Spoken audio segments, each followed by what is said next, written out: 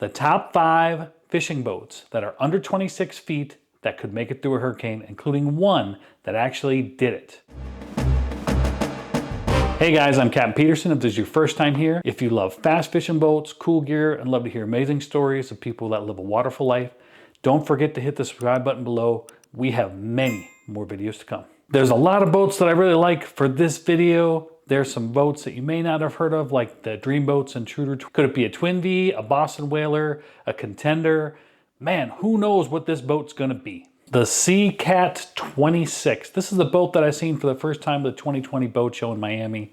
It's built well. From what I've heard, some of the technology came from one of the original boats that crossed to the Midway Islands in the Pacific. The 26-foot catamaran platform is legendary. I've chartered out of a 26-foot catamaran and I know its seaworthiness. The 25-foot Contender is a legendary boat. It has huge fish boxes. It's got deep channel wells that can run all the blood and guts to the drains real fast. It's got tons of space up front. Huge fish boxes in the floor too. This is a bad to the bone fishing machine. A friend of mine, Tommy Merrill, was in a 28 Contender and had a rogue wave hit him when he was commercial fishing offshore. And that thing he credits with saving his life. And I've been out and chartered in a 25-foot Contender myself. And that thing slices through waves. Like, what I really like about it is grab rails throughout so you can hold on. There's a small console so it doesn't take up tons of space so you can move around the deck for fishing. It's got a really high bow to get through and pierce through those waves, and a huge dead rise to just slice through them. But also it has the low sides in the back so you can actually fish and pull a giant fish in if you need to over the sides. People think you need monster tackle to catch big fish.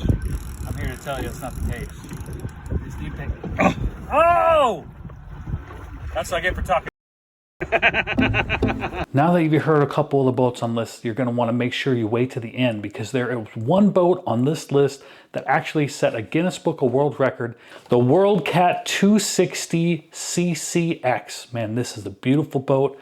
I've not actually been on this boat. I've been on the 23 and a half, the 235 version, which is very similar. I plan to go on this boat at the Miami Boat Show, so check out the videos when those come. It's got one of the widest beams. It's going to need 400 horsepower to have a similar performance, which means 2 outboards, which you're going to need on almost all catamarans. What's going to be great about them is you can turn real good at the dock, and you can turn in a circle and do all kind of crazy stuff. You got the extra engine, and you can go much faster on one engine, fuel efficient wise, than you can with a monohull, which is kind of cool. If you get stuck way off, this is top notch build quality. This is actually the grandfather of the boat that kind of made catamarans famous. I believe they had like 2 130 Hondas on that, but these 2 200s are going to really kick butt with that wider, heavier boat. You're going to have tons of seating up front. This is kind of more of a posh boat. This is more of a family-friendly sandbar plus bad to the bone fishing machine. You're going to have these backrests in the front and the back. It's got the fold down transom, so if you're going to be taking big waves over the bow like you would in a hurricane, water's going to be able to run out the back a little bit easier, which is really nice. But it's convertible, so you can put it up when you got your family and friends in there. And they can also be really comfortable. You know, it's got super heavy duty hardware. I know Worldcat has some of the best build quality in the industry, especially for the money. But those things are going to break. So if you're on a budget, you might want to consider that. In my experience, everything on a deep sea boat is going to break eventually. It's got a full wraparound windshield with the vent, which is phenomenal, especially on those hot days. It's got the fold-up cast deck, so you can fish in the flats with it. This thing, the boat gets in like 14 inches of water. You can also use your deck for cast net to catch bait. It's got the creature comforts with the head. I don't know how much that head is going to help you when in a hurricane, but your wife and kids are sure going to appreciate that. What amazing boats might be on this list? You're actually going to be surprised, because one of the boats that actually went through a hurricane is one of the smallest boats that's on the list, so make sure to watch the whole thing so you don't miss it. Another boat I really think could make it through a hurricane is the 250 Boston Whaler Dauntless. These things are legendary. They're filled with foam. You've seen pictures of these things cut in half online where half the boat is just there and it's still floating. I mean, these boats are really heavy because of all that extra foam. They're built like tanks, which I really like. So you're gonna need a little bit more horsepower, and there's gonna be a little bit more cost. Plus, they've had name recognition, been around forever. But you get what you pay for. So make sure you consider this, next time you buy one of your boats. Another boat I like in this category that could survive a hurricane is the Costa Customs 264. That thing is the most fun I've ever had on a boat. It's very similar to the Seacat.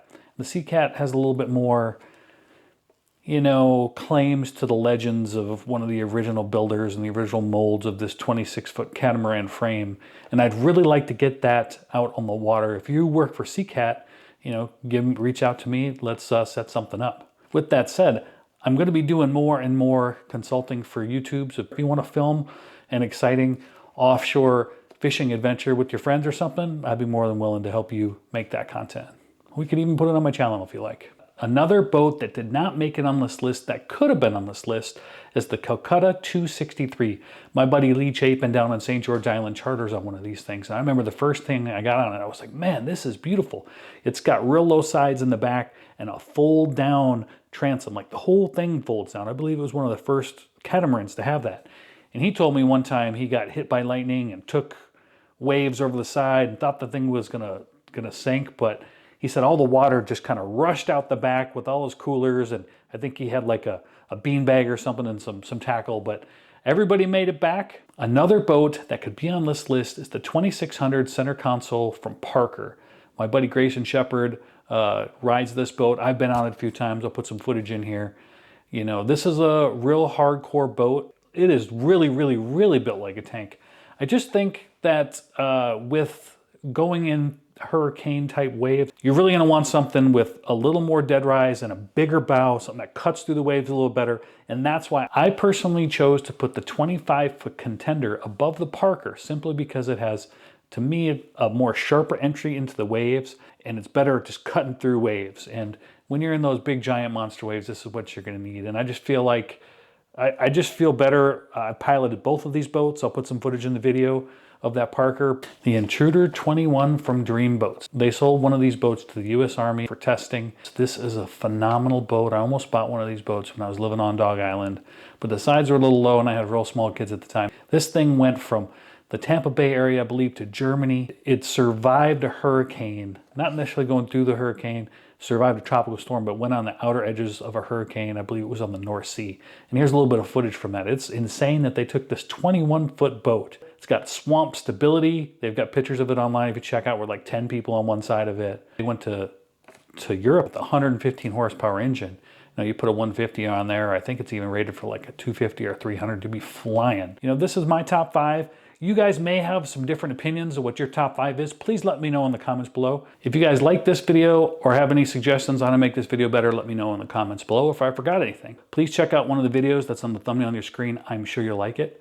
Thank you so very much for watching, and I'll catch you guys on the flip side.